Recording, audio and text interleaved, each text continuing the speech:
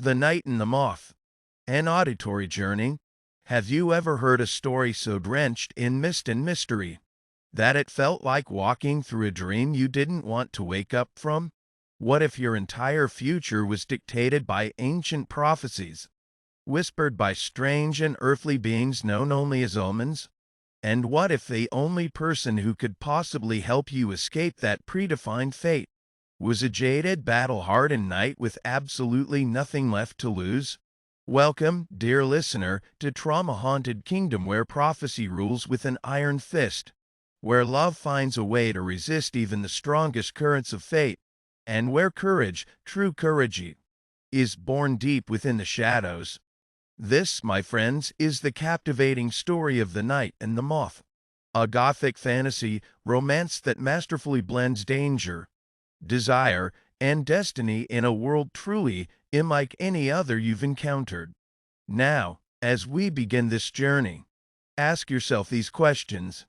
Would you dare to question your gods? Would you risk everything, even your very life, to follow your heart's truest desire? Let's journey together into Rachel Gillig's mesmerizing world. And if this tale stirs something within you, you just might find yourself desperate to grab the full novel and disappear into the enigmatic mists of Traum yourself. Chapter 1. The World of Traum. The Kingdom of Traum isn't just a setting in the story. It's undeniably a character unto itself. Swathed in a permanent ancient mist, it feels both incredibly old and profoundly unreal. Its very heart beats with a quiet, persistent dread. The land itself isn't ruled by kings or queens, not by laws or decrees, but by an unwavering, deeply ingrained belief, a belief so sacred, so unquestioned it's woven into the fabric of daily life. At the very center of this powerful belief system are the omens, six otherworldly, ethereal entities who communicate in chilling visions, cryptic riddles, and often through pain. They don't show mercy. Instead, they demand absolute service, and their will is absolute. Those who are gifted, or perhaps, more accurately, cursed with the ability to hear the omen's whispers, are known as diviners. They live isolated lives within austere cloisters, separated from the common world, their days spent murmuring unsettling truths from beyond the veil. Among them is our protagonist, Sybil. Sybil has served the omens for 10 long, weary years. She is obedient, she is faithful, but beneath that dutiful exterior, she is profoundly tired. Yet, something profound within her longs for more than just duty, more than just endless prophecy. She craves true freedom, though. Tragically, she barely knows what that word truly means. Listeners, I wonder if you've ever felt trapped by the immense weight of what others expect of you. Have you ever dared to wonder what your life could truly be if you simply walked away from it all? Chapter 2. The Unlikely Knight. Now enter Rodrick, a disgraced knight with a sharp, cutting tongue, a smirk that barely hides old, festering wounds, and a past he's desperately running from. Rodrick doesn't believe in the omens. Not one bit. He believes in the cold, hard glint of steel, in raw instinct, in questioning absolutely everything that others hold sacred. When Rodrick arrives in Traum under mysterious and unsettling circumstances, it's immediately clear that he simply does not belong here. He's an outsider, a disruption. And yet fate, or perhaps something far more sinister and intentional, irresistibly pulls him toward Sybil. Their very first meeting, it's electric, it's frustrating, it's a powerful clash of fire and frost. Roderick's utter irreverence, his blatant disregard for sacred norms, becomes the potent spark that violently shakes Sybil's quiet, ordered world.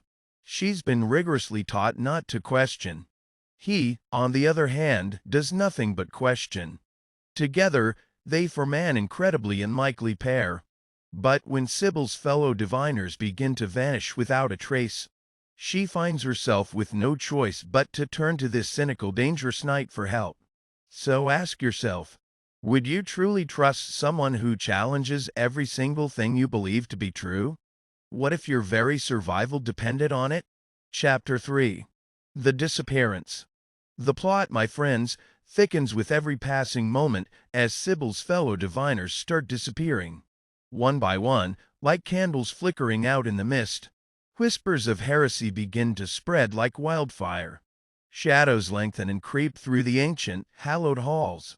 Prophecies, once so clear, no longer make any sense at all. The omens themselves are either strangely silent, or perhaps worse, they are actively manipulative. Sybil and Rodrick, driven by a desperate need for answers, dig deeper and deeper into the cathedral's chilling secrets. And what they uncover is a terrifying, unthinkable truth: the omens may not be gods at all. They might be something else entirely. Something far more ancient and sinister. The people of Traum, they realize, are being manipulated, controlled by an insidious blend of fear, unbreakable tradition, and elaborate illusion. And Sybil herself might very well be next. Chapter 4. Love in the Shadows.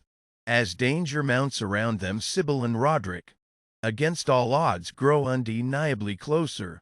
Their bond is slow to form, it's reluctant, but it is undeniably profoundly real. Rodrick begins to see past Sybil's obedient folly to the quiet rebellion simmering beneath. Sybil, in turn, begins to understand that Roderick's sharp cynicism masks a deep well of pain and an unshakable sense of honor. Their romance isn't born of fleeting lust. It's born of something far more enduring: trust of choosing each other when the entire world, and perhaps even fate itself, tells them not to. Listeners, truly think about this. Isn't the most powerful kind of love the kind that utterly defies destiny?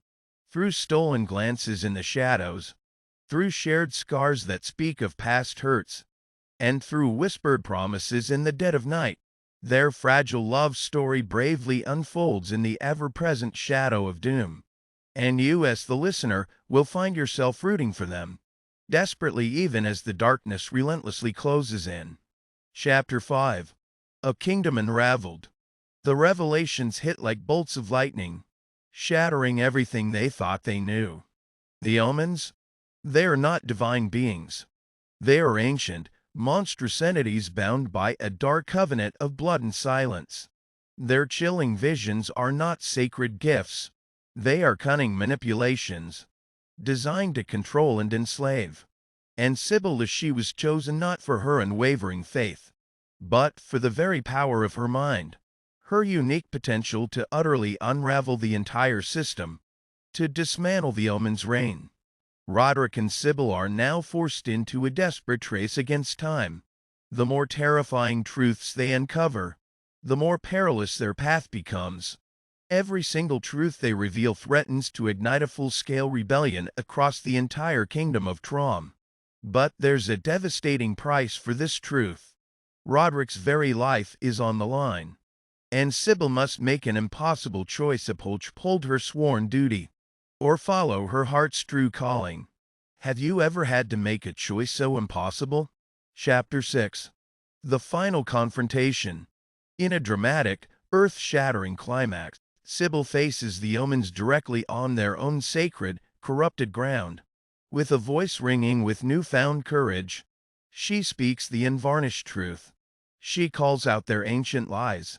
She demands, with every fiber of her being, her freedom. Rodrick stands fiercely beside her, his sword drawn and glinting, his heart utterly unguarded. The ancient cathedral burns around them. The centuries-old illusions shatter into a million pieces. Traum will never, ever be the same again. But Sybil and Rodrick? They walk out hand in hand, scarred, yes, but undeniably gloriously free. Closing reflections. The Night and the Moth isn't just another fantasy story. It is, in so many ways, a profound mirror reflecting our own struggles. It's about daring to question the systems and powers that claim authority over us. It's about the unexpected joy of finding deep, powerful love in the most unlikely of places. It's about the courage it takes to choose truth even when that truth hurts. And most of all, It's about the incredible journey of becoming your own salvation. Cult it. So, what did you think? Did the misty kingdom of Traum captivate your imagination and pull you into its depths? Do you crave more of Sybil's unsettling visions, Roderick's rebellious spirit, and the slow burn romance that so defiantly battles against fate itself? Then I invite you, don't just stop here. Go, right now, and pick up a copy of The Night and the Moth by Rachel Gillig. There are so many secrets hidden between those pages that I simply couldn't reveal in this summary. Twists and turns I dared not spoil. If you liked this glimpse into their world, the full novel, I promise you, will haunt you in the very best possible way. It's available online and in bookstores worldwide. Support the author, support incredible storytelling, and lose yourself completely in the mist. And before you go, answer this for me.